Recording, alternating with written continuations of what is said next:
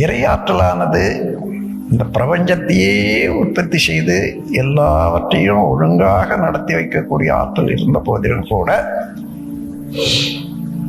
உயிர்களை தோற்றுவிக்கக்கூடிய ஒரு பெருமையும் வல்லமையும் பெண்களிடத்துலதான் இறைவன் ஒப்பிச்சுட்டான். இறைநிலையானது பெண் என்ற வடிவத்தில் தான் இந்த பொறுப்பை ஒப்பிக்கப்பட்டிருக்கிறது என்று சொன்னா, அப்ப இறைவனுக்கு இறைநிலைக்கு அடுத்தபடியாக நாம் பாராட்டக்கூடியது போற்றக்கூடியது பெண்ணினம்தான் என்பது தெரியுது இல்லையா? அதற்கு முரண்பாடாக ஆண்கள் நடந்து கொள்வது சரியல்ல. இதை ஆண்களும் உணர வேண்டும், பெண்களும் உணர வேண்டும். வாழ்க வளமுடன்.